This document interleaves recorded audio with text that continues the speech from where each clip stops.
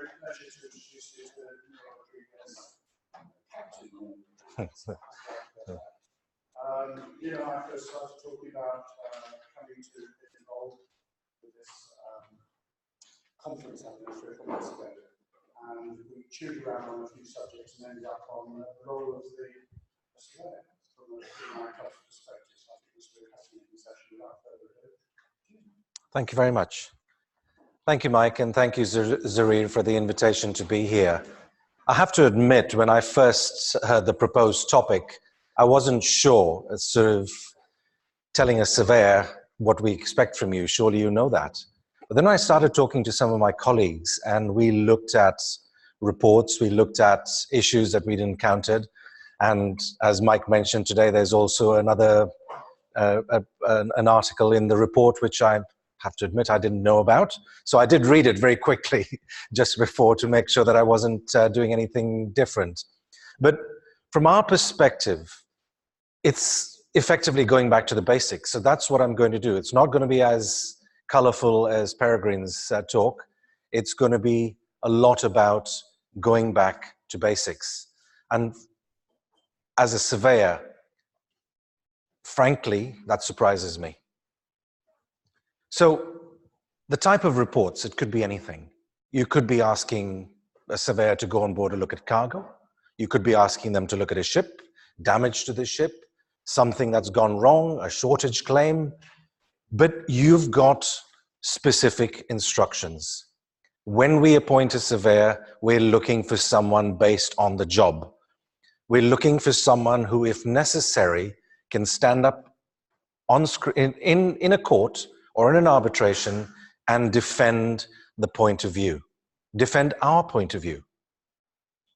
So the first point is the surveyor capable, independent and impartial? Fair enough. That's one thing you check. The first things most surveyor companies will do is when we appoint them or we ask them if they're free, they will check and make sure that there is no conflict of interest. And that is important. Because if we have a same surveyor working for both sides, even if you have what they call the Chinese walls, that causes the occasional problem. And then comes the main point. What are we asking you to do? It's as simple as that. What are our instructions? On the P&I condition surveys, for example, we've summarized the instructions into 1 page. And 60% of the time, that's not read. Because 60% of the time, the type of report, the timings of the reports, what we want in the report, we don't get. So we're sending reminders. And it does impact.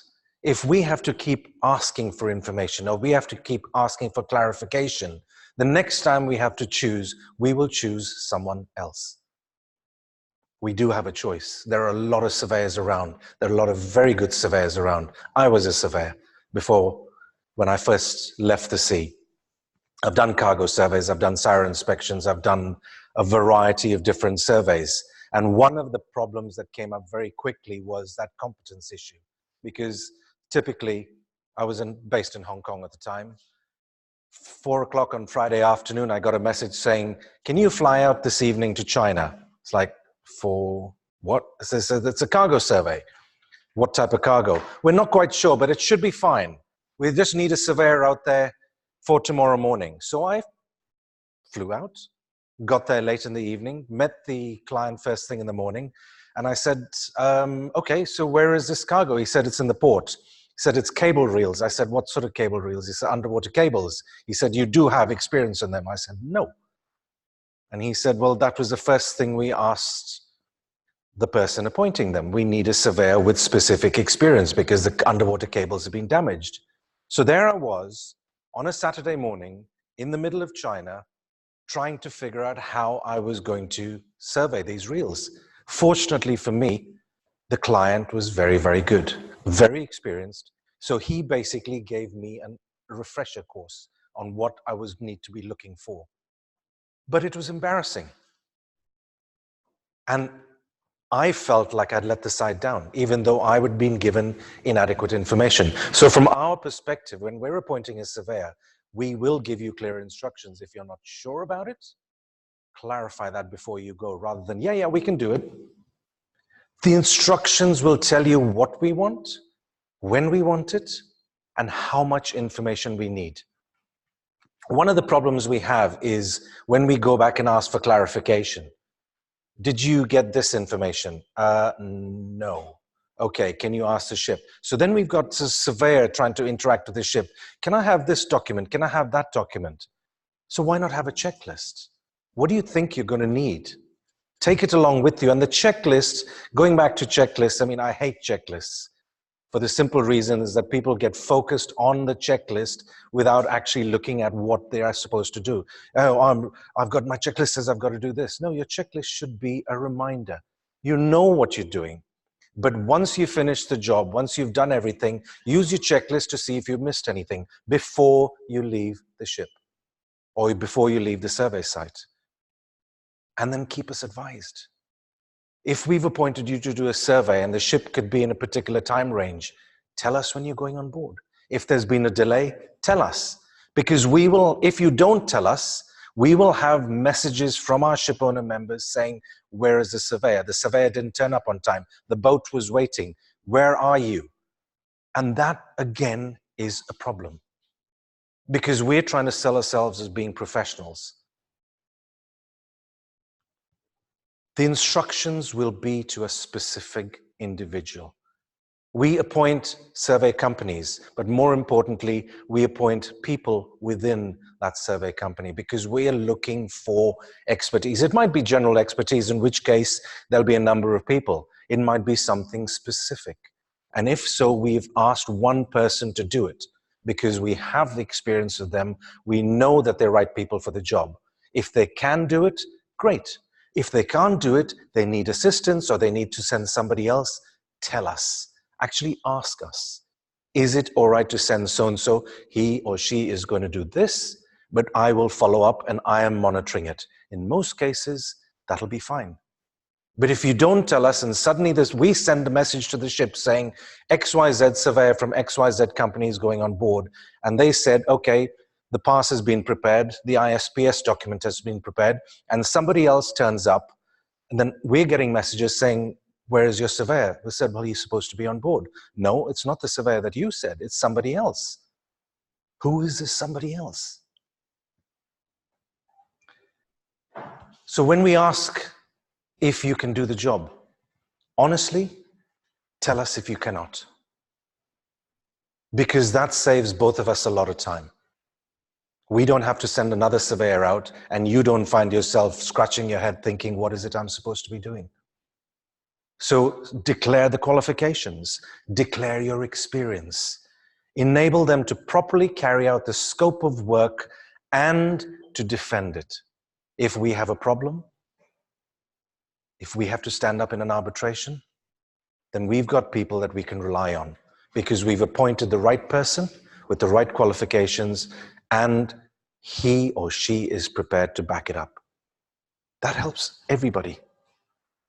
And then when it comes to equipment and training, is your training relevant? Is your equipment up to date? Ultrasonic testers, we've had a lot of cases where the ultrasonic tester has been taken on board. Can we have a look at your certificate? Oh, I think it's in the office. Or it's there, I'm sure I've done the training, I'm absolutely fine. And then when you find a problem with the ship owner is going to say, well, the equipment wasn't good, the surveyor wasn't good, so we don't accept anything you say. So we are not going to fix this problem. Or you pay to have it fixed if you wanted to fix. So let's just start with the positives. Once you get on board, the master. Some of you have been masters, some of you have been engineers. I have. I know I've got sometimes a lot of people coming on board saying, Captain, I'm your company's surveyor. I've been appointed by your company. Excuse, which company is this? Who are you? The office will tell the ship, we've got so-and-so surveyor coming on board. So you introduce yourself and tell the master what you're there to do. But the other point is, if you've gone on board as an expert, you can tell the master that you have the expertise. So if the master is not sure, if the master wants clarification, they can talk to you too, because that is what we sell our surveyors as. We are part of the same team. We are working for the ship owners. We are sending someone not to find fault, but to find out what went wrong so we can try and address it. We can fix it. We can handle the claim. The more we know, the better prepared we are. Of course, there could be fault on our side. There usually is. But if we know the extent of that fault, then we can deal with it. No claim is ever 100% one person's fault. There is always culpability on both sides. So how do we manage that? And be patient. You got language issues, you got culture issues, you don't know what stresses the guys are on. And we had a surveyor who went on board, and it was a chemical tanker. And the first thing the ship owner said, why do you want another survey? We got so many surveyors from everyone coming on board. And we said, well, if you have a cargo claim or if you have a personal injury claim, then those other class and flag states, they're not going to do anything, but we are. So we need to know. But when you go on board, work with the guys. We had one case, the same ship, this chemical tanker. The surveyor went on board, and it turned out, he said he'd just come straight from another job because there was nobody else available at short notice. So he was tired when he went on board, and he was possibly a bit cranky. So he and the captain had not the best introductory meeting. And then when he was going around, he was with one of the officers, and the officer took off his helmet to do something. So he was reclouded as not wearing the proper safety equipment. To cut a really long story short, a ship owner with 40 ships in our club said, we will not allow anyone from that survey company on board our ships ever again. We had to deal with that. And don't sort of say, I have to have this information right now. Hours of rest are absolutely crucial, particularly now when there is so many studies on lack of sleep and the fatigue, the problems that it causes. There are ship owners who are struggling to manage the hours of rest and hours of work. Sea staff, if the ship owner is ethical, they'll say, record it as you see fit. There are some ship owners who say, you will follow the regulations. If you can't do it, someone else will. And that is happening. I had a case of a ship owner, which I've written about in one of our magazines. He said, he was a master, we were talking about fatigue. He said, our company had a requirement or a procedure. If your crew were tired, after you finish cargo operations, you could stop the ship for up to 4 hours and you can get the rest period before you continue. So he said, it happened once. We were in port for almost a day, discharging, loading, tank cleaning, doing everything else. When we finished, when we sailed, everyone was tired. So we went out, dropped the pilot, went to the anchorage and dropped anchor for 3 hours. He said after 3 hours, the duty officer was good enough to continue. And then we started. We resumed our voyage. We made the ETA. We had no problems thereafter. Nobody from the company said anything else. But when I finished my contract, I was not offered another one. So he said, why do I bother? So you've got both aspects of it going on. So if you come on board as a surveyor in a port where the master is already stressed, the sea staff are already stressed, and you say, I've got to have this information because my club insists on it. No. We would like to have it. We do need information. But if we have to send another surveyor in another port, or if you have to go back another day, tell us about it, we can work with it. And then when you're doing your survey, I mean, this is basics, absolute basics. Keep detailed notes. We had photographs. We had one condition survey. We had 180 photographs. The hatch covers from every different angle. Which one? We don't know. Cargo, engines. Great to have the photographs, but what are they? We're more interested in what's wrong. So give us an overview of what you can see. Give us a representative sample of the ship as it is. And then give us pictures of defects. We had, simple thing. We had a ship that was surveyed a couple of months ago. And they said there were 3 or 4 lights that were not working. And the ship staff found 3, but they couldn't find the 4th one. And we asked the surveyor, do you have a photograph? He said, I don't. So that was left as it was. So it's, if you're reporting something, if you can take a picture, if you can't take a picture, that's absolutely fine, but at least know what you're doing. Yes, you've got a lot of jobs, you've got another one to go to. It might take you a little while to get your report, and by the time you get to your report, you might have forgotten exactly what you've just done, but take notes, take a picture, keep records, keep accurate records. I mean, we're talking about the same thing in the club. Accurate records are absolutely essential, and it's the same when we're sending you on board. Collect the evidence, and do not, please do not jump to conclusions. Give us your opinion. We want your opinion. But do not say, that's it, ship's fault, completely the fault. Because it doesn't really help. Honestly, even if it was, it doesn't help. We've had, these are some of the things. I told the master and the superintendent that the ship was, in 2 cases, completely acceptable to the club. Well, we had a few problems when we looked at the report. And another one, the ship is completely unacceptable. Well, but the defects highlighted are not class related. So we had a class surveyor who went on board and he was looking at cargo worthiness, and we said, did you check the cargo worthiness? Oh, but it's not a class item. We don't care. Is it a P&I item? Well, I'm not sure. So why did you go on board? Well, I was the only one available in Dampier. Fine. But then tell us. At least give us the opportunity to discuss it with the ship owner, saying, we've got these. Or give us the opportunity to say, okay, what is it am I looking for? What do you actually need? And then I didn't take any photographs because I didn't have a camera.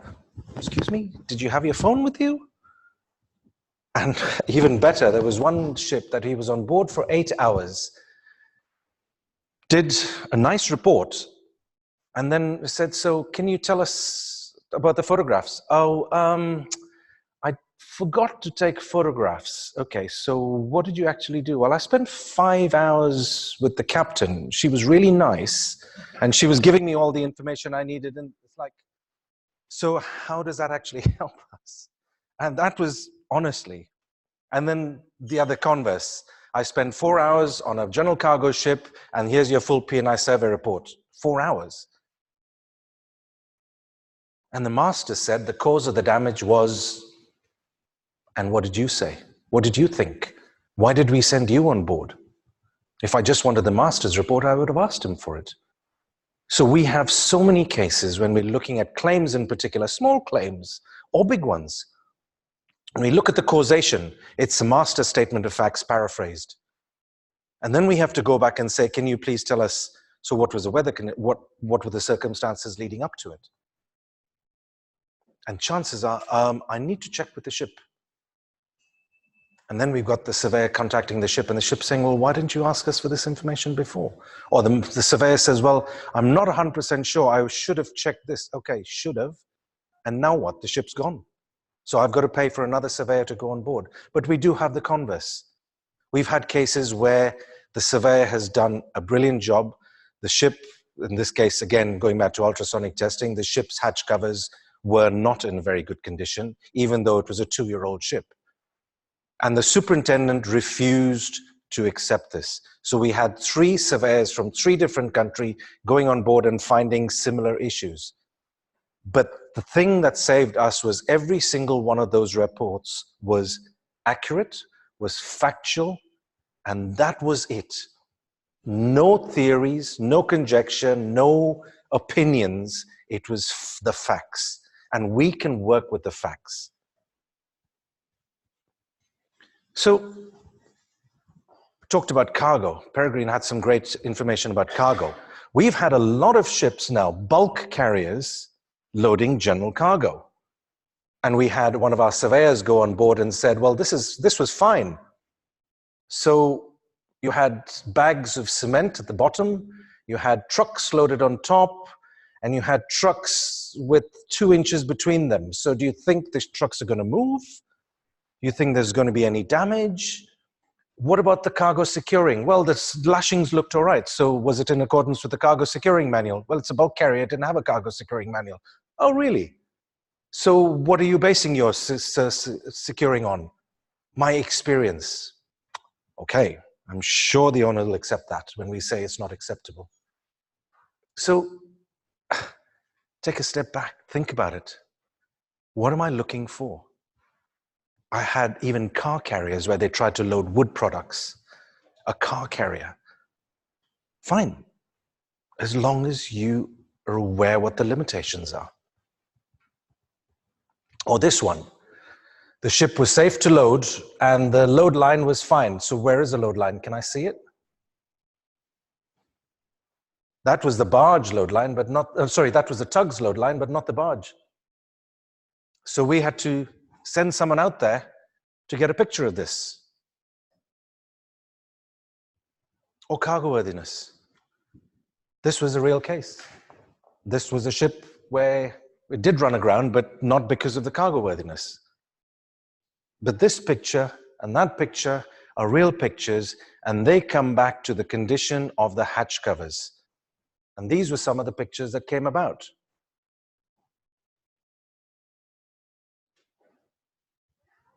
So let's go back to the report then. So what does a good marine survey report says? Well, John Killam says that. A good marine survey report should give the information to your client to enable him or her to make an informed decision on the condition of a vessel and whether to proceed with the purchase, the insurance, whatever it is. We are relying on you. We are sitting in an office. We have no idea what the ship is like. We have no idea what the crew are like. From the P&I side, we're also looking at the crew, the operation of the ship as much as the condition. So we want to know, you're going on board, tell us, share with us rather, what do we need? So what is a good report? You talked a little bit about small ships, but I have to say we've seen some survey reports as well on the big ships. There haven't been any complaints coming in, but we've had them. Consistent in structure, style, and formatting, present findings in a clear and succinct manner, free of errors, incorporates our instructions. What were you trying to do? Again, it's going back to the same thing, and contains supporting diagrams and photographs. Because the report is going to be read by a non-technician. The decisions are going to be made by claims people, by legal people, by people who have no idea what a ship is, no idea what a ship looks like, or no idea when you're talking about when you say XYZ was not in a good condition. The hatch cover packing was not. So what does that mean? Take a picture. Good, the bad. This is what it should look like. This was on 3 hatch covers, and this was on the one that wasn't good enough. So they can do a comparison, the aha moment. So it's very, very simple. But we don't see the reports, unfortunately. I would say 10 to 15% of the reports we get, we have to send back for clarification, or we have to ask for further clarification. And on a P&I survey report, which is a very fixed form, that is not good enough. When you're talking about an incident where you're going for a cargo incident or a ship incident or a charcoal fire or an incident involving a number of containers, then you've got almost free rein to provide an article.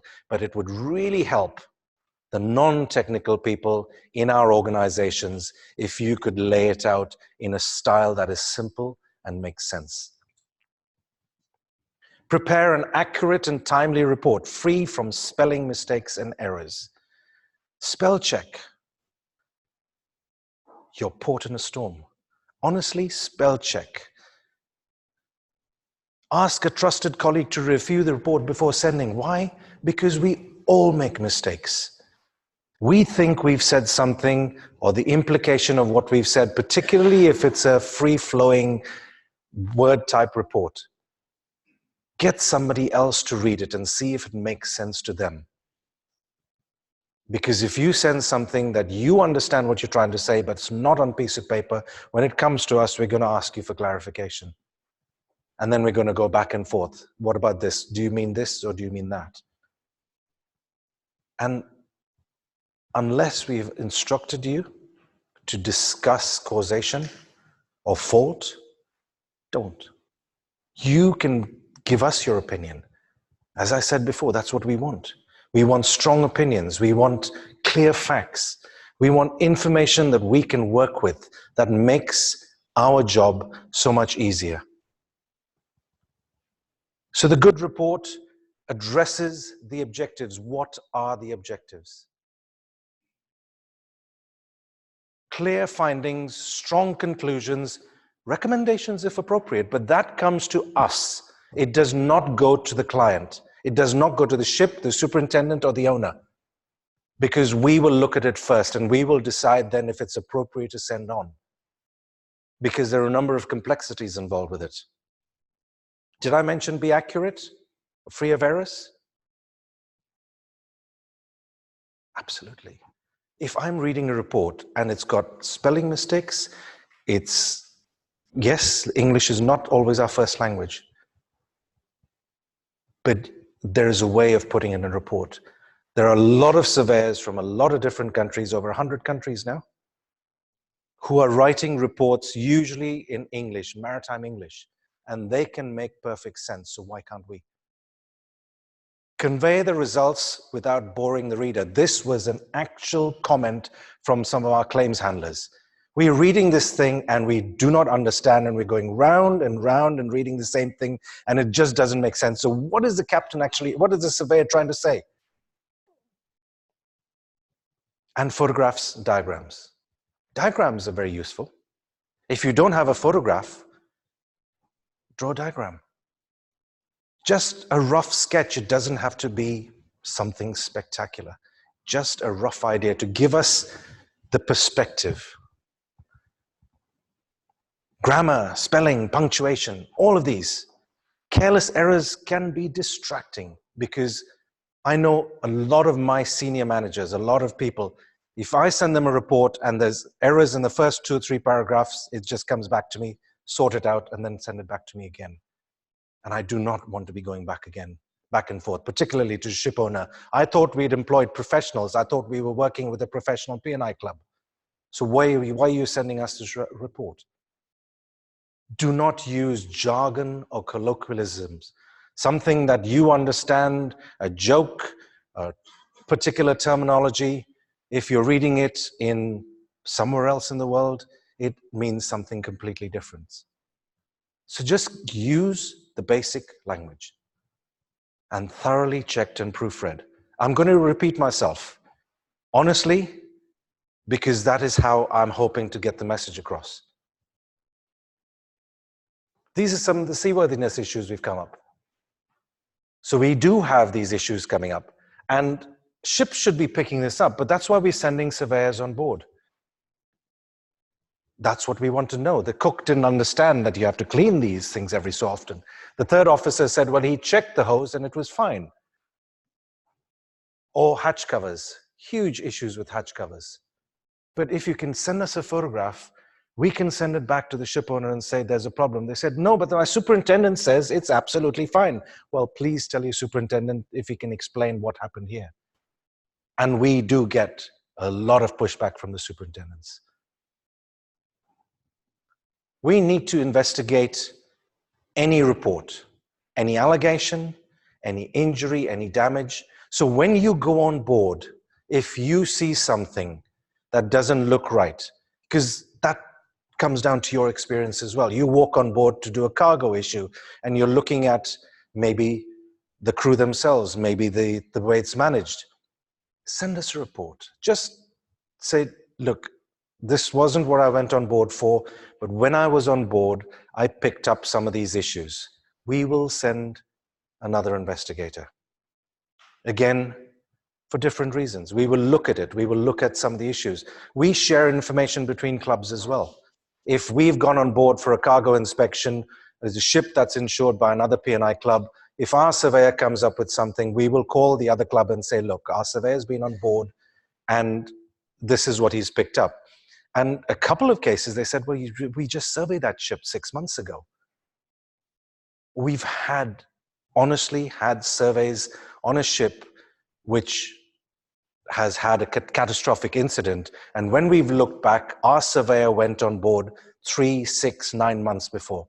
And in 3, 6, 9 months, some of the errors that were picked up, some of the causes of the problem were not new. So the photographs, the witness statements, the record of sequence of events. I mean, you're talking about sequence of a statement of facts. A lot of people, a lot of our ship owners are going down what they call the safety 2 route. And safety 2 is looking at it not from a question of attributing fault, but try and figuring out exactly what went wrong. Because let's be honest, 90% of the time, more than 90% of the time, you do the same job every day, no problems. Something goes wrong. Your job is to try and figure out what that something was. So rather than finding, sort of, give me your statement of facts, which will just be the statement of facts, it's how about something like, tell me about your day. What did you do today? How can you tell me the situation leading up to this? We've got a lot of crew with mental issues, with personal issues. We've got a lot of crew who are afraid of losing their job, so they will tell you what they think you want to hear. When you've got a statement of facts, you may or may not get all the facts. But if you're prepared to sit and listen, you might pick up something. That's where we're looking at. How can we make things, how can we actually pick up what's going on? Check damaged equipment. I mean, so many cases. We had a case of a crane damage and the ship was coming into Panama. I was actually chief officer on a sister ship, and that's how I found out. Said the ship arrived, a surveyor came on board, the master gave him everything, and he walked off, and the owner surveyor came on board an hour later. And the charterer surveyor had all the evidence, all the witness statements, the damaged piece of equipment. So then it was a case of, okay, let's negotiate. So as I said before, when you go on board, introduce yourself. It's doing a couple of things. Most importantly, it's ensuring that we have the right chain of command, the right chain of information flowing through. And help the ship staff. You've got so much more varied experience. Their experience is limited to the ship, sometimes just the type of ship. If you see something that's not quite right, have a chat with the old man. Talk to them and sort of pick up things. There are so many of our junior officers who are saying, we got so much information from the surveyor. It was so helpful to us. Because a lot of the seniors, they do not have time for mentoring anymore. The guys with experience, a lot of us are now in shore jobs. The guys on board, no time. I've got too much paperwork. It's not my job. So if you go on board, if you can spend a little bit more time, if you can share what you're looking at, when you've got that junior guy accompanying you, tell him or her what you're actually looking at. What is it that doesn't make sense? Because that helps them and helps all of us. We are asking you to be our eyes and our ears. So get the facts straight, the causation right, and when you do issue your report, think about it. Clear, concise, impartial. Because if you have an opinion, you come in with a particular point of view, that can be used against us. The impartial report, nothing like it. It may be a disclosable document. So if you're going to put down something in writing, be prepared to back it up. If you think that something's wrong, be prepared to stand up behind your views. So what do we expect from a surveyor? In simple terms, competence and clarity. Thank you very much.